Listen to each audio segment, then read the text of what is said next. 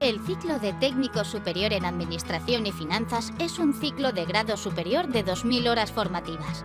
Esta formación está dirigida a quienes, por razones laborales o situaciones personales, no puedan acceder a una enseñanza presencial y persigan una cualificación profesional en el ámbito administrativo.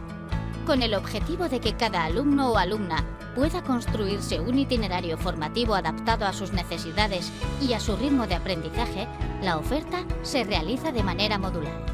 Al finalizar el ciclo, vas a ser capaz de organizar y ejecutar las funciones administrativas y de gestión de una empresa pública o privada, aplicando la normativa vigente y los protocolos de calidad. Para garantizar la adquisición de todas las competencias asociadas al título, el tutor o tutora del módulo irá publicando en la plataforma telemática una serie de actividades de aprendizaje y evaluativas que se deberán ir entregando en un plazo determinado.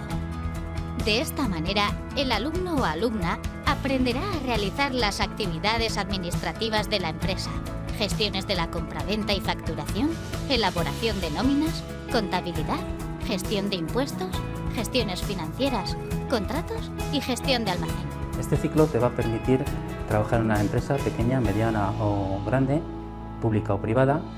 Te permitirá incluso gestionar tu propio negocio o ejercitar una actividad profesional, digamos asesoría fiscal o laboral. El proceso de aprendizaje está centrado en el alumno o alumna, quien marca su propio ritmo de trabajo cumpliendo los plazos establecidos. Para ello, tiene a su alcance tanto al profesorado como a los compañeros y compañeras con quienes podrá colaborar y compartir información, dudas o reflexiones a través de los foros y tareas grupales.